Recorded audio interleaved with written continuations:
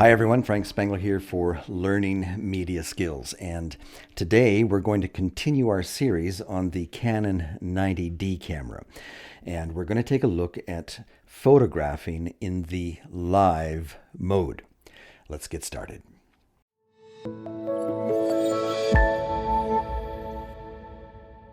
People have asked me, why on earth are you doing a series on the Canon 90D cameras? It seems a little bit old school. It's been out for about a year now, and it's just really on an old format using a DSLR, through the lens viewing.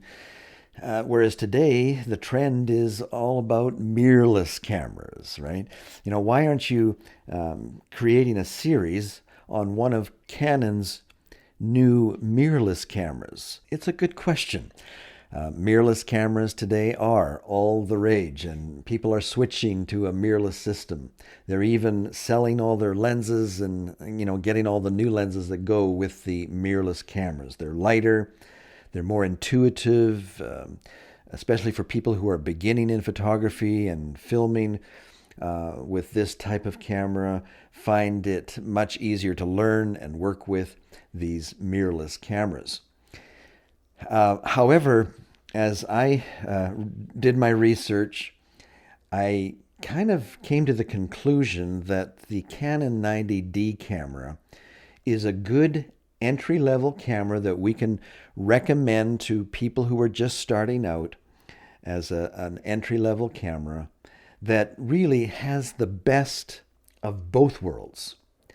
The Canon 90D is still a DSLR camera, which means that when you're framing your shot, you're focusing your shot, you look right through the viewfinder to get your shot.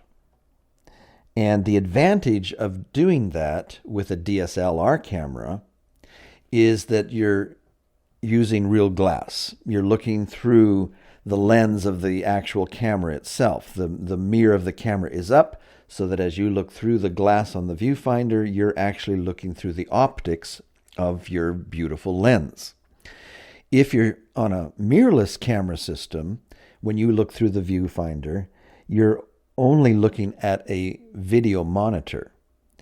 And for these entry-level cameras, the manufacturers are just not able to put a lot of money into the viewfinder of the camera. So as you use the viewfinder itself to frame your shot, the quality or the resolution of the monitor on entry-level cameras is just not that great. So it's difficult to get a good focus and to see clearly what you're filming or photographing.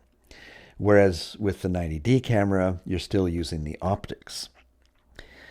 On the other hand, if you would like to use the 90D like a mirrorless camera, all you have to do is open up the flip screen here, and there's a little button here at the back. If you have it set to the white still camera here rather than the red video camera, if you've got it set to the white camera, then all you have to do is press the start-stop button once, and now your 90D camera is going to be just like a mirrorless camera with all of the advantages of having a mirrorless camera system. Now, what are the advantages of a mirrorless camera? Well, especially people who are beginning in photography and filming on one of these kinds of cameras, what it does for you is it gives you a live view of what your adjustments are going to look like. So, for example, if you're adjusting the f-stop or shutter speed, especially when you're filming, of course, in the manual settings. Today's lesson isn't really about learning how to photograph in the manual settings, but we've set the dial, and maybe you can do that now as you follow along with your Canon 90D, just to be able to be clear, what the advantages are of filming in the live mode.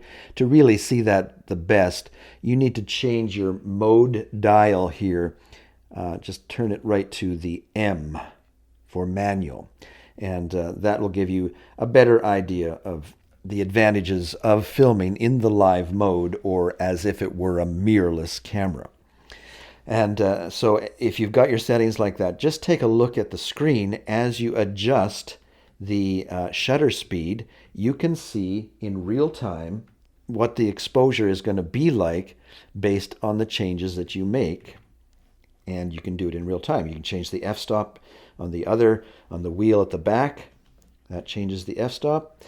And then the top one changes your shutter speed itself. And as you do that, you can observe real time those changes and what your final photograph is going to be like. Now, when you're filming, if you've got this set to the video camera, it's always going to be in the live mode when you're filming. In fact, when you're shooting video, you can't look through the lens or the viewfinder, and you're only going to see what you're filming by looking at the view screen itself. But when you switch to the white camera, when you do that, it doesn't automatically show up. The only way that you're going to be able to use your Canon 90D camera as if it were a mirrorless camera or photographing the live mode is by clicking in this start-stop button, and that activates the live mode. And so you can take a photograph. You'll notice that the screen then goes to the shot that you've taken, and the only way to get back to the live mode is to lightly touch the shutter release button here at the front, or hit the start-stop button again. And that gets you back to the live mode so you can see what you're going to film next or photograph next. Now, the other big advantage of photographing in the live mode is that all of the information coming from the computer of the camera is displayed nicely on the big screen. If you were just using it as an old DSLR and you were making adjustments to your camera looking through the viewfinder, it's, at least to my eyes, a little hard to quickly read f-stops and shutter speeds and changing your ISO on the fly, trying to not only frame your shot but also see that little readout at the bottom of the viewfinder. Whereas if I'm in the live mode, any adjustments that I want to make to the camera are displayed in a large format right on the back of the camera. So for example, if I wanted to change the ISO setting, I just hit the little ISO button at the top there, and I can see on a large screen actually what I'm doing. If I wanted to change the drive mode from a single shooting to high-speed continuous, or setting a self-timer for 10 seconds, well, again, it's displayed very nicely on the big screen. And I would really recommend that you take some time as you're getting to know your camera, maybe with the manual in one hand, take the time to go through all of the settings and notice how they can be viewable on the back of the screen if you're in that live mode when you're photographing. For example, let's hit the little Q button here, and we can see that this brings some options, and with our wheel we can go through the different types of options and determine ways that you would like to shoot. For example, if you were to hit the AF button at the top of the camera, which stands for autofocus, click that, and all of a sudden your screen display gives you the option of setting an autofocus for just one shot, or if you're following somebody running and they're coming towards you and going past you, you can set it to servo. Let's take a look at drive. Well, we can select a lot of options very easily there. Here's one that's interesting. A lot of people, when they set their camera up for a timer so that they can be in the group shot, they'll set it for 10 seconds. But it's interesting to note that your camera here also gives you the option of a 2-second delay. And if you have that selected, after you hit your shutter button, the camera will wait 2 seconds before it takes the shot. And you might wonder, well, how would I ever use something like that? I just can't get around in front of the camera within 2 seconds and get positioned. It's just not long enough. Well, the 2-second timer I find is very useful when I'm having, maybe it's the sun has gone down or it's dusk, and we're working in a low light situation, and I have to get the shutter speed right down to 30th of a second, or even maybe lower. When you get your shutter speed down that low, just the motion of pressing the button can cause your photograph to be blurry, because it's causing the camera to tilt down just a little bit. And if it's at 30th of a second or lower, just that little motion is going to make your shot blurry. Whereas if you have it on a 2-second delay, you can press that button and then hold your camera very carefully or steady, and that way you're more likely to get a nice clean shot. So I would recommend you take the time to go through all of these buttons, wheels, and dials with your view screen on, your manual in your hand, and learn all of these settings that you can see now on your live screen in the live mode as you're taking photographs. And I think you'll find it very helpful to at least have that option of using your camera as if it is a mirrorless camera.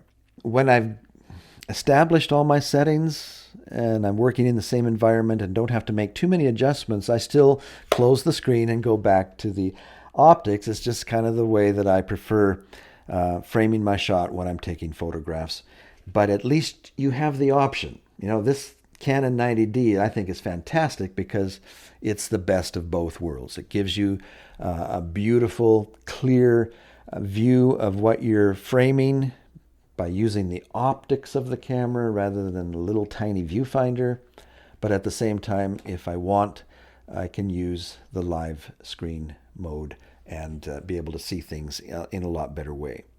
Another advantage of being able to have the ability to frame my shots with the screen is that because it's an articulating screen and I can make adjustments up and down, I can be filming over a crowd and just turn it this way, and I can frame up my photograph as I'm looking at it way above my head. I would have to get up on a ladder, right, in order to stand up and look through the viewfinder without having the live mode. But having this live mode option, I can just frame my shot very easily by looking at the screen. The same is true if I'm getting a really low shot. I can be down on the floor and pointing my camera up, and I can be framing my shot, whereas it would be very difficult to get my head down and look through the viewfinder, right? So keep this in mind. The Canon 90D camera is great, kind of bridging the two worlds of DSLR and mirrorless cameras, giving you the best of both worlds. And that's the reason why I chose the 90D camera to be the camera that we do these series of lessons on, because it really kind of covers both. If you're brand new to photography, using a camera like this, when you do use the viewfinder, and by the way, if you are in the live mode and you go to look through the viewfinder, you won't see anything. So you have to shut off the live view by just hitting the start-stop button again. Now we can look through the viewfinder. If, as you're doing that, you seem to feel as though nothing's in focus, no matter how much I turn the focus of the camera, I just can't seem to get anything in focus. Well, the reason why that may be is that there's a little wheel here. If we can see it on the other camera. There's a little wheel right here beside the viewfinder that you can adjust. Turn that wheel while you're looking through. It's called a diopter. And as you're looking through the viewfinder, just turn that wheel and it will make an adjustment for your eyes. And you'll find that especially a camera that might be used by a number of different people, maybe it's the office camera, as different people take it out and they know about this diopter, they're going to adjust it for their eyes. And then when you pick it up, it might be completely out of focus, for you. Even if you move the focus ring, you can't seem to get it in focus, well, just try turning that diopter so that it is focused for your eyes. Well, that does it for today's lesson. I hope that you've enjoyed it. If you found it helpful, go ahead and hit the like button, subscribe if you haven't, because we have a lot more lessons coming on the 90D camera.